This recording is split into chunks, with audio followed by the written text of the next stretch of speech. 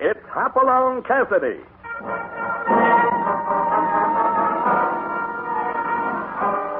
With action and suspense, out of the Old West comes the most famous hero of them all, Hopalong Cassidy, starring William Boyd.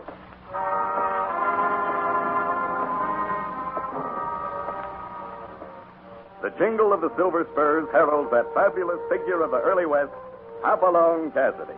The same hoppy you cheer in motion pictures, with the same California you've laughed at 100 times in your local theater. These famous partners come riding into radio just as you've asked for them. William Boyd as Hopalong Cassidy and Andy Clyde as California. Our story tonight, Dead Man's Hand.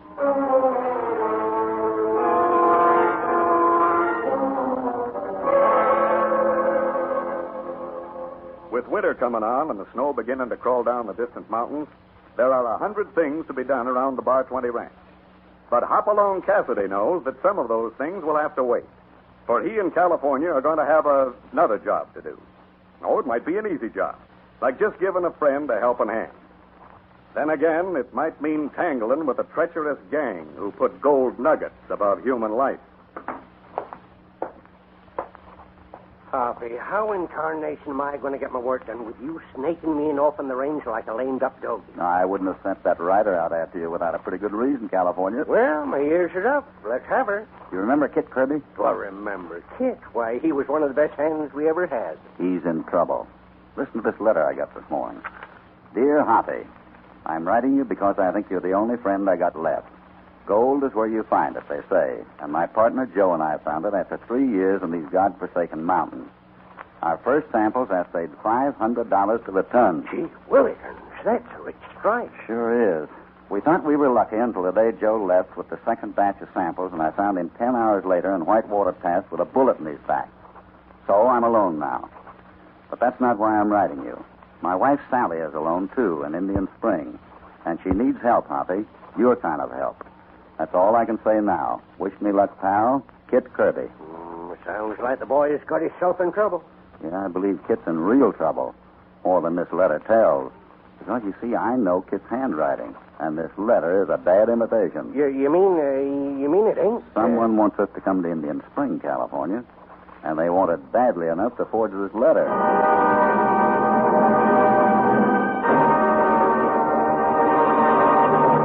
Now a word from your announcer.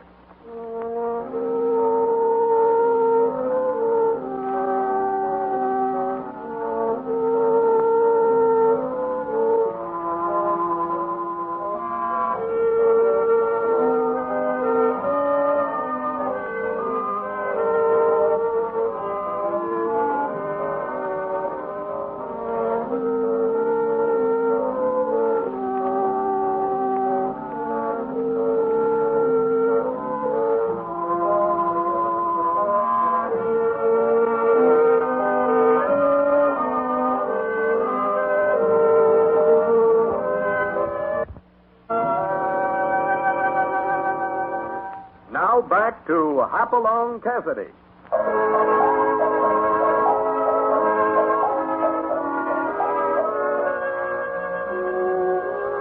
There was a 4-day ride behind them when Hoppy and California pulled into the rough, dirty little town of Indian Spring.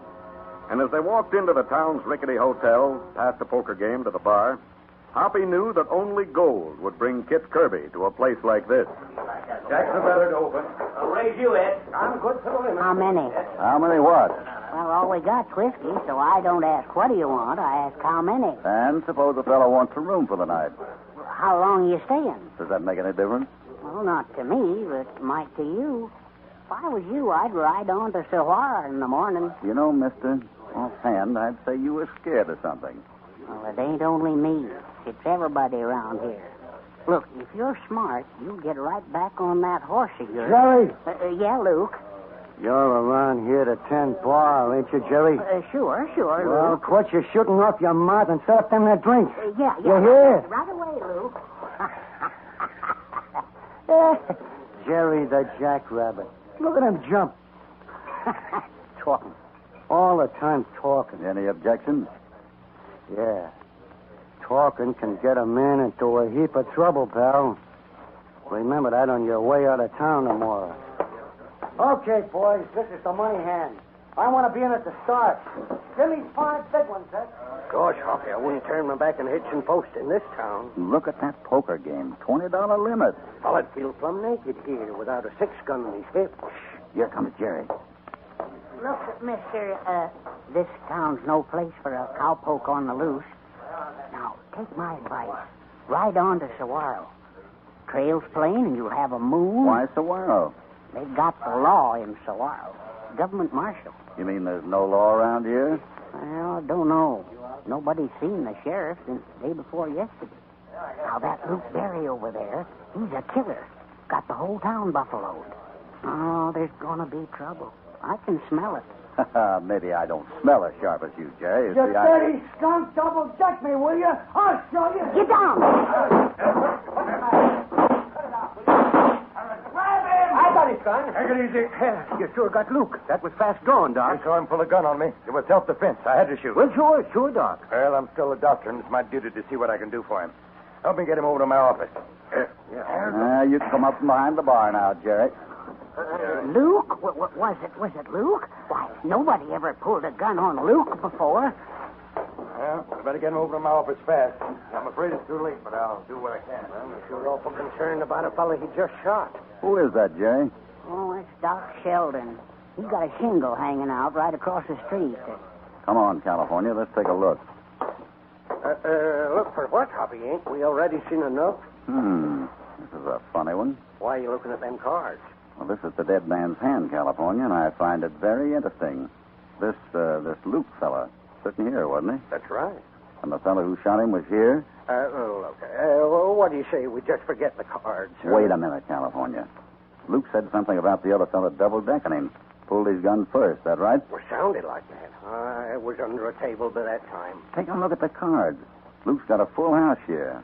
The other man held a pair of 10s. Now, why should the guy with the winning hand pull a gun first? Well, maybe he was drunk. Oh, not that drunk. What's on your mind? Oh, just something to think about, that's all. Fix us up at the room, will you? My name's, McKinney. This is California Jones. Looks like we'll be here in Indian Springs for quite a while. Well, it's your funeral. Maybe. Hoppy, don't you think... And, Jerry, could you tell us where Kit Kirby's wife lives? I'd kind of like to ride out and see her tonight.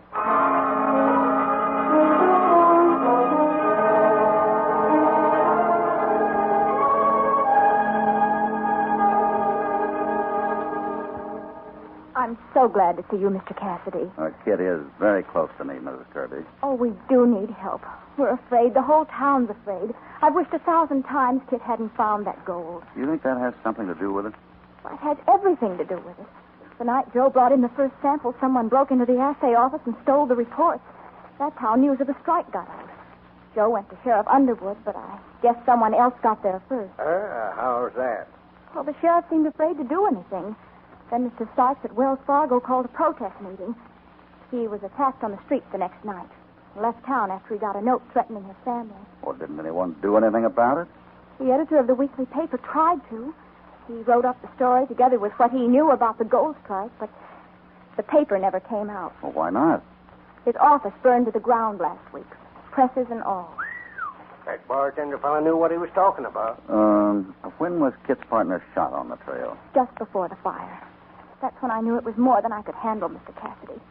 Sheriff Underwood promised me he'd do something, but... Yeah, but he left town in a hurry, too. You got any idea who's behind this, Mrs. Kirby? Oh, I thought it was Luke Berry until this afternoon. You heard about the shooting? Yes. I want to give you something, Mr. Cassidy.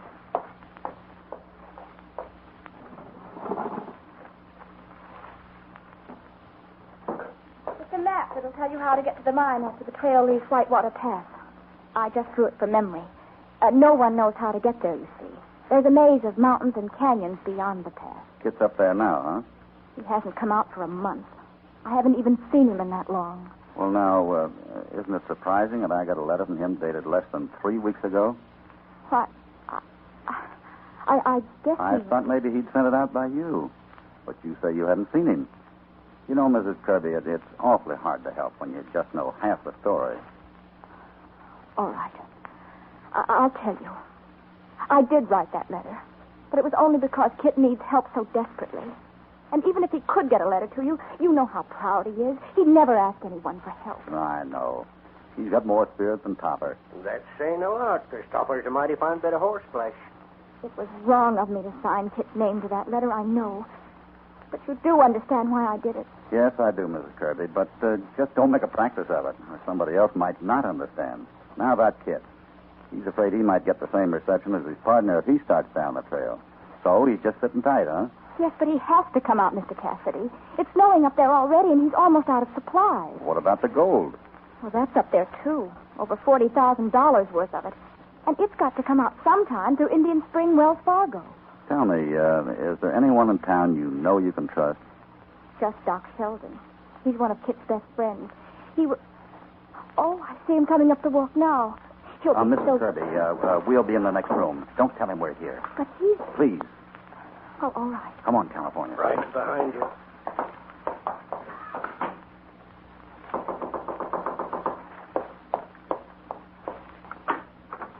Hello, Doc. Sally, you heard about Luke Barry?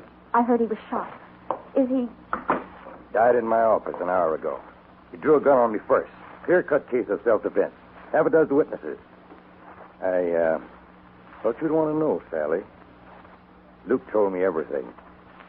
What do you mean, Doc? He was back of the whole thing. That business at the assay office. The fire, all of it. Sally, honey, I think we're out of the woods now.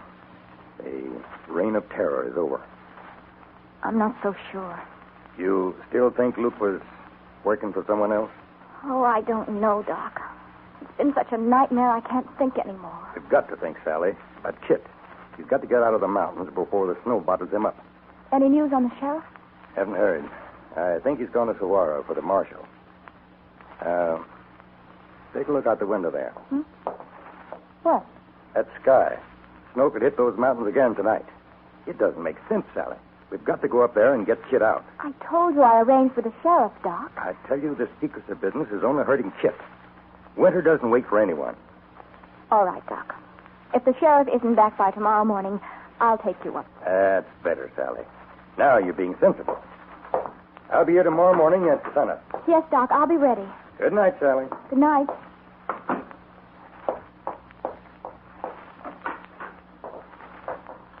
You say you can trust him? Oh, I think so. I hope so. You mean I shouldn't have promised to guide him up there? No, that part's all right. But stall him as long as you can tomorrow morning. Come on, California. Where are we going, Hoppy? Best place I know at the moment. To bed.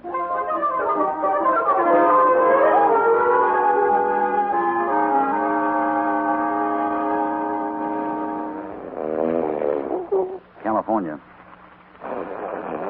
California, wake up. No. California. No, thank you, ma'am. No more meatballs. I get all the roast turkey I can eat. Always thinking of food. California. Hoppy, Hoppy, what time is it? Why, Get your britches on. It's dark. Why... Get your britches on. I got an idea.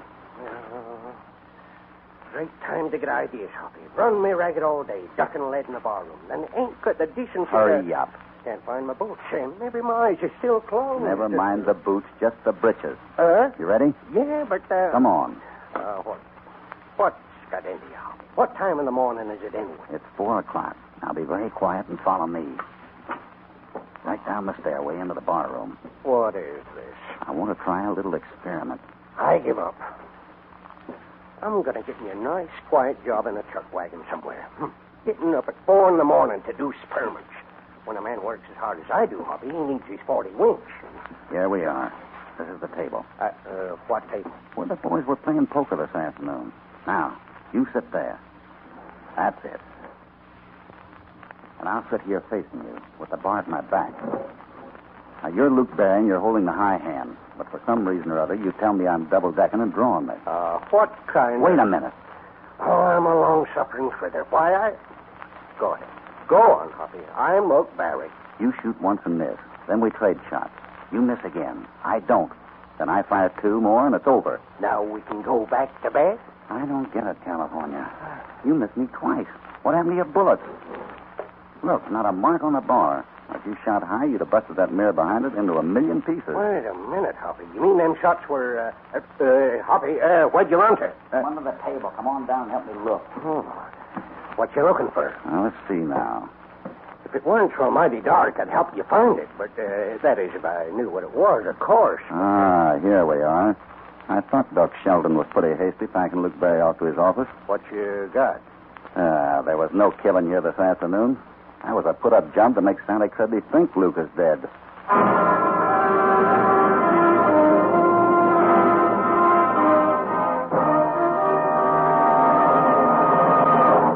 Before we continue with the exciting story, Dead Man's Hand, here is a word from your announcer.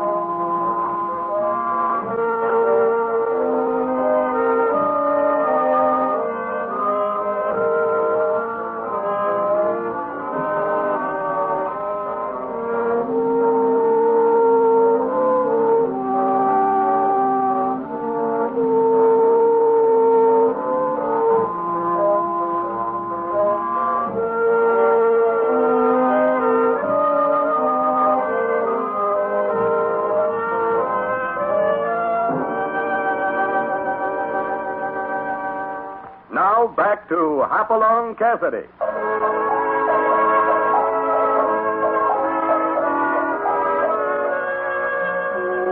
Hoppy and California have been in a lot of strange places at some very odd hours. At the moment, they are under a poker table in the Indian Spring Barroom. It's 4 o'clock in the morning, and they are just sitting and thinking, trying to make sense out of the discovery that the shooting of Luke Berry was staged, and undoubtedly for Sally Kirby's benefit. This piece of wadding is what I found under the table, California. A piece of wadding from a blank cartridge. Blank cartridges? What do you know about that, Hoppy? Doc Sheldon knew Mrs. Kirby'd take him up to the mine if she thought Luke was out of the way. Shh, quiet. It's the dead man and Doc. Yeah, Luke Berry is just about as dead as I thought. Looks like a charm. You better saddle up now. Right over that bluff over Whitewater Pass. Be a long way. We can't afford to be spotted. What we plan, still murder, you know. Best protection you got is staying dead. They're gonna hate to miss my funeral in the morning. Now, what are the plans? What about Kirby? We ought to hit the pass on the way down about 3 in the afternoon. Mrs. Kirby will be first. Then Kirby. Remember that. Number 2 is Kirby. I'll bring up the rear after the pack mules. You won't be able to tell who's who at that distance. So draw your bead on number 2. And don't miss. I didn't miss before, did I? He talked after you left him. I didn't like that. Dad, don't worry. Kirby won't talk. And remember, I got to get out of this clean. Everything depends on that when the boss files for Kirby's claim. I'll see you in 6 weeks in Santa Fe. All right. And remember, I want you on your way to Whitewater Pass before sunup. Understand? Suppose you leave that to me.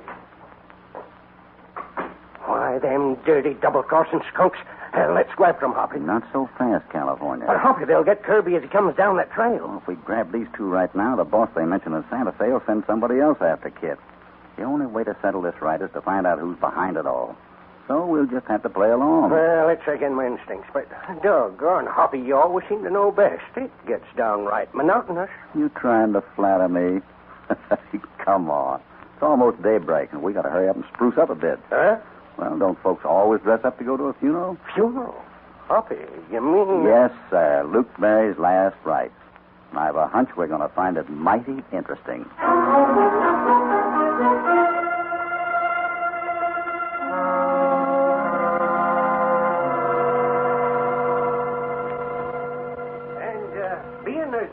teacher in Indian Spring. I just thought that I'd get up and take charge here. Now, as you know, we're sending Luke Berry to his reward. And at a time like this, we're supposed to say something nice about the deceased. Being the deceased is Luke Berry, that regulation puts me at a whopping handicap. Hoppy, why in tarnation? Take it easy. I'll tell you when. Anyone present got anything nice to say about Luke? Well, that being the case, sermon's over. Let him down easy, boys. Just a minute. What's the matter, mister? Let's not be too hasty putting old Luke away. I'm one of his best friends, and I'd like to see the body. No. I'm sorry, mister. She's nailed down to stay. Rip her up. I want to see him. You get back down You there heard what before I said. Take the lid off of that coffin. Well, you'll get tough with me, will you? And it isn't customary for the parson to pull a gun on the chief mourner. California. Yeah? Take the lid off. Right, Hoppy. Order come off easy. One of the boards is cracked. Hey, listen, stop it, will you? I'd shut up if I were you. Here she comes. There. Who's in it? I don't know. Never seen him. Good Lord. Why, it's Sheriff Underwood. Oh, my goodness. Just a minute, folks. Just a minute. I know I'm a stranger to all of you, but I'd like to say something. Well, speak up, mister. Yeah, what do you got to offer there? Since I rode into this town yesterday, I've seen nothing but fear. All of you are shaking in your boots. Now, you're only as strong as you want to be. If you want to lie down and keep taking it, there's plenty of rats who will keep walking on you. It's up to you. How much longer are you going to take it? Well, what have you got to offer? Okay, mister, we're listening. All right, you got a jail in town. I saw it. Put the parson here inside it, and I'll have another one for you by nightfall. Come on, California. We got a job to do, and do fast. It's all right.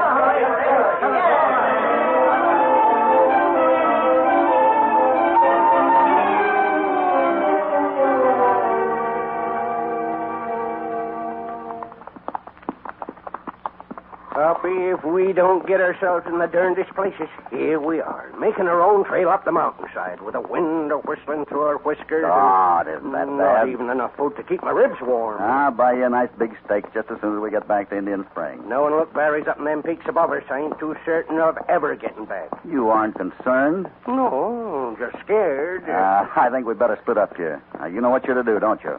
I got to do some mighty hard riding to reach the party before they get to Whitewater Pass.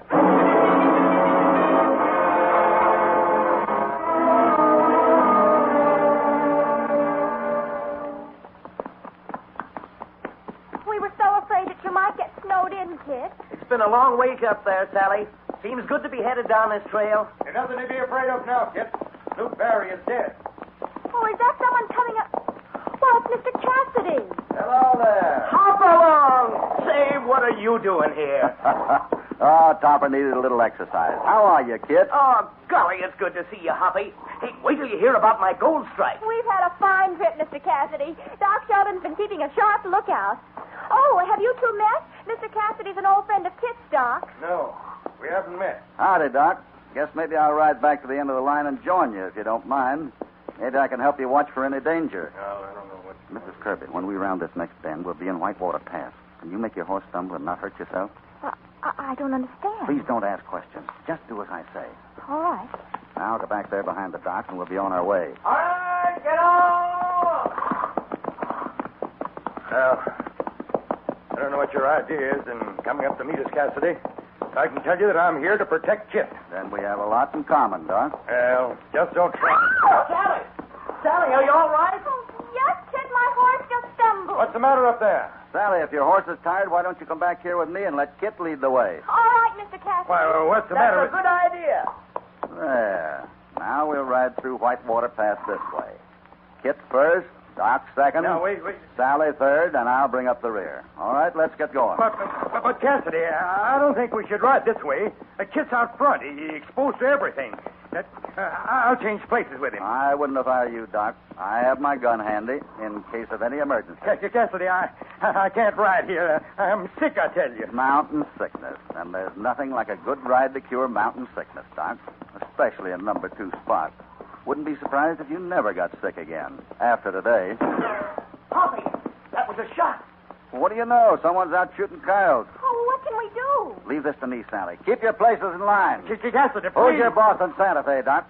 There's no one. He's running the whole play up here, isn't he? After Kit's mine. Bound to get it no matter who he has to kill first. I tell you, I don't know, Cassidy. Listen, Luke Barrett's up there. He's shooting at me because I'm riding second. Sure, you put him there, and he's going to keep shooting till you talk. Luke Barry, but I thought he was dead. Too bad, Doc. That was a good hat. Look at her float down the gorge. Stop him. I'll talk, Cassidy. I'll talk. Luke, stop. Stop shooting at me.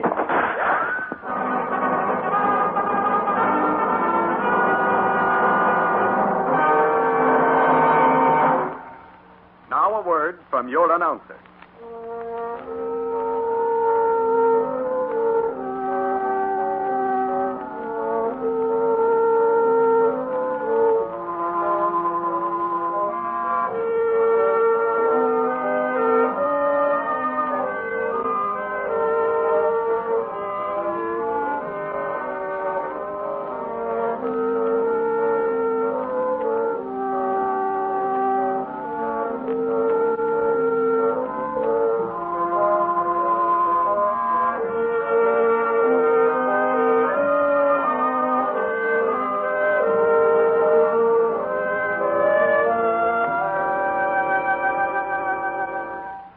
Now back to Hopalong Cassidy.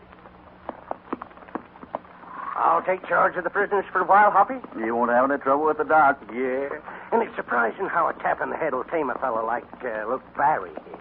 So you were in on this too, California. It all came so suddenly, I don't even know what happened. Well, you see, kids, California and I knew that Luke would be up on that peak above Whitewater Pass. So when I rode up the trail to meet you, California kind of sneaked up on Luke and took over the job. Like taking candy from a baby. Then it wasn't Luke shooting at us at all. It was... That's right, it was California. But the Doc thought it was Luke. And he had instructed Luke to kill whoever was in number 2 position. Why, that's where I had been riding. Oh, kid. And with the bullets whizzing past him, the Doc just sang like a bird. And now we know about the whole crooked mining outfit in Santa Fe. Good old Doc. He just needed a little persuasion. That's right. Say, by the way, there's something I forgot to compliment you on, California. Yeah?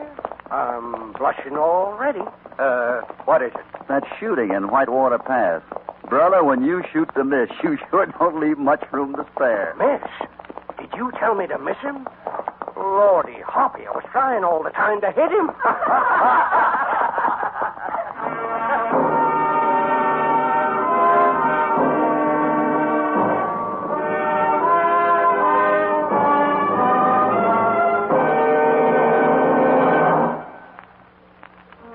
Goodbye from Hopalong Cassidy and California.